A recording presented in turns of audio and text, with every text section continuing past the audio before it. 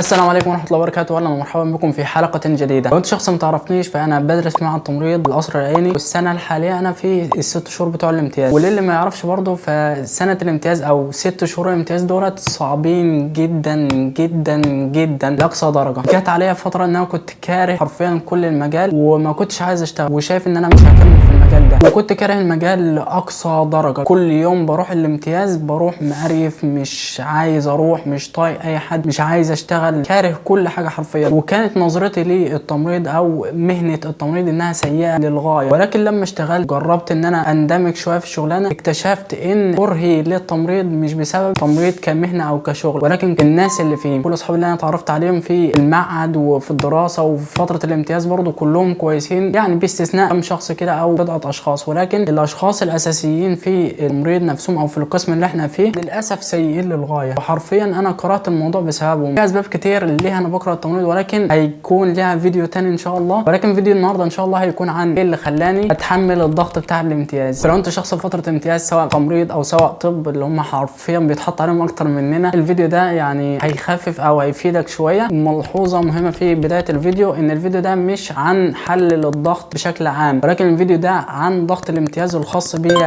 انا، ازاي ان انا شويه بتاقلم مع الوضع. يلا بينا نبدا. اول حاجه بقنع نفسي بيها وهي ان كل مر سيمر، وان كل حاجه او كل اشكاليه وهتعدي، وانها كلها 6 شهور وهيعدوا، سواء بالطول سواء بالعرض هينتهوا زيهم زي فترات كتير فاتت كانت صعبه. تاني حاجه من الحاجات اللي بتخفف عليا الضغط بتاع فتره الامتياز هي القهوه. صراحه القهوه هي جزء كبير جدا من الروتين بتاعي. اول ما بصحى الصبح هي كوبايه القهوه، واخر اليوم بتكون كوبايه القهوه برضو. بروح من الساعه 6 من الفجر لغايه الساعه 10 بالليل في الجو بتاع الشتاء ده، فحرفيا وقت كبير جدا. اللي بيخليني اقدر اقاوم واشتغل لغايه اخر اليوم هي القهوه. القهوه بتديني نشاط كبير جدا، بحس ان انا مش مضغوط شويه، زائد انها برضو تخليني قادر اكمل لغايه اخر اليوم بدون ما اكون متضايق. تالت حاجه من الحاجات اللي بتفك عني الضغط ده وهي القراءه. القراءه ديت يعني لها اثر كبير عليا، عملت فيديو مخصوص ليها هسيبه لك في الديسكريبشن، ممكن تشوفه بعد الحلقه ديت. ولكن بشكل خاص القراءه جزء لا يتجزأ من مرحله الامتياز. وانا ماشي في المواصلات بقرا، اخر ما برجع بيكون قدامي حاجتين، اما ان انا امنتج الفيديوهات او اما اني ابدا اقرا. القراءه من الحاجات اللي بتخلي عندي وعي كبير، بتخفف شويه من الضغط بتاعي، مش بتحسسني بالوحده، بتخليني طويل البال شويه طول اليوم.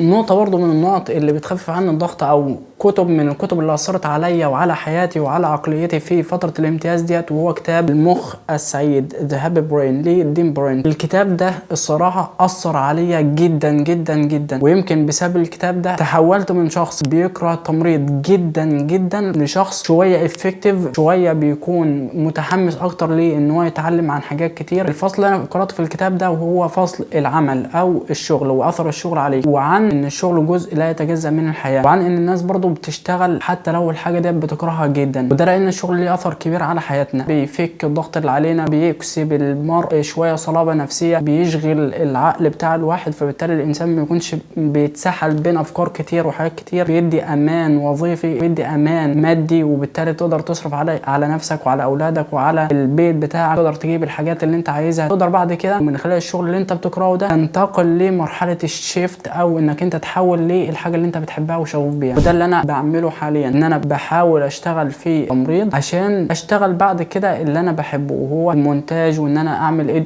فيديو اديتنج والحاجات ديت كلها، وان انا اعمل فيديوهات يوتيوب والحاجات الجميله ديت كلها. وانا شايف نفسي حرفيا بعد كده ان شاء الله مش في التمريض، ولكن شايف نفسي في المونتاج، ان انا اكون شخص بيحب يمنتج فيديوهات كتير، ما بيكونش ملان او زهقان من الحاجه ديت. ايوه بيجي الملل العادي او الزهق العادي، ولكن مش ده اللي بيحصل على طول. الفتره دي بتكون قليله، ولكن فرحتي بالمنتج اللي انا بقدمه في نهايه المطاف او في نهايه اليوم او في نهايه اليوم بتاع الشغل بتكون سعاده كبيره جدا. رابع حاجه بتفك عني الضغط ده وهي الكتابه. بالعموم الكتابه برضو اثرت على حياتي كتير جدا، بتفك عندي ضغط كبير جدا، وخاصه برضو في فتره تزاحم الافكار. عندي افكار كتير، بروجكتات هشتغل عليها في المستقبل، بحاجات فاتت، بدروس انا اتعلمتها، بافكار يوتيوب انا عايز اعملها، بحاجات انا عايز اشتريها، بحاجات عايز اطور نفسي فيها، بحاجات عايز اتعلمها. كل ديت حاجات شغله دماغي وعقلي. اللي بيفك الضغط ده او اللي بيرتب الحاجات ديت شويه او بينظمها شويه ان انا باخد الافكار ديت واكتبها في جوجل كيب او اي اب خاص بالنوت تيكينج. طبعا في حاله عدم توفر نوشن معايا اللي بلجأ ليه هو جوجل كيب وتطبيقين تاني بحط عليهم برضو الافكار بتاعتي. الموضوع مش ظابط تمام، مش قادر احطهم تحت مظله واحده، ولكن بقدر اربط ما بين كذا حاجه وبقدر برضو احط كل حاجه في فولدر معين. ولكن الكتابه في حد ذاتها بشكل عام اثرت جدا على حياتي، وبشكل خاص فتره الامتياز اثرت جدا جدا جدا. خلتني كده مش حاسس بضغط شويه، لما اكون زعلان او متضايق بروح اكتب على طول، وبالتالي كل العصبيه والسبب اللي كان مزعلني او مخليني متضايق او مخليني مضغوط شويه بيتلاشى. ويمكن الفتره دي بحاول ان انا اديلي جورنال، ولكن مش الانتظام اللي هو البيرفكت او اللي هو كل يوم وكده. في مقوله لاحد الصحابه كان بيقول: لو ان الناس كلما استصعبوا شيئا تركوه ما قام للناس دنيا ولا دين. تقريبا علي بن ابي طالب هو اللي قال المقوله ديت. النقطه الخامسه في الحاجات اللي بتفك عني الضغط بتاع الامتياز وهي التفاعل effectiveness. ان انا بتفاعل شويه مع الشغل اللي انا بشتغل فيه. ايام كتير بكون هاي اكسايتد متحمس اكتر ان انا اشتغل كتير، وفي اوقات ما بحسش ان انا عايز اشتغل، بحس ان انا شويه ملان زهقان، بشوف الناس اللي هناك فبتقفل من الموضوع، بسمع حاجات ما بتعجبنيش فبتقفل برضه من الموضوع. ولكن في العموم بحاول ان انا اكون فعال، بتحرك كتير، والحركه ديت دايما نشط الذهن شويه. زي ما انا قرات في كتاب المخ السعيد، الجهد البدني بيأثر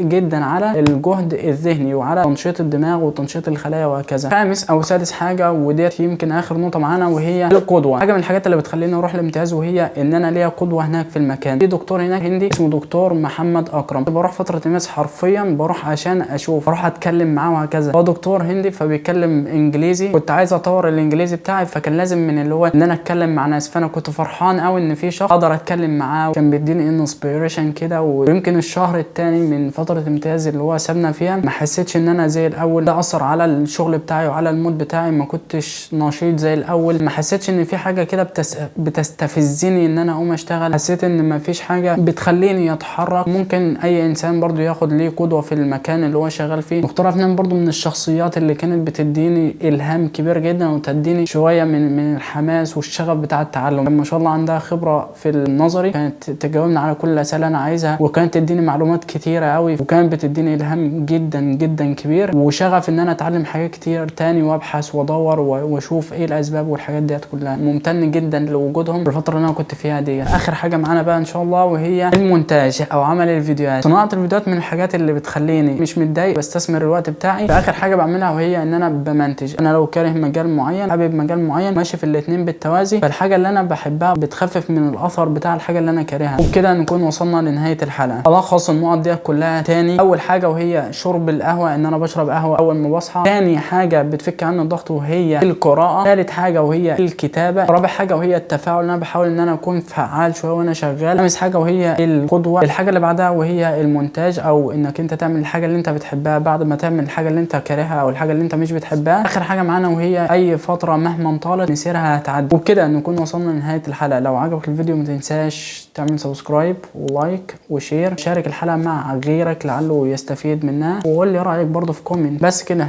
نشوفكم في الحلقه الجايه.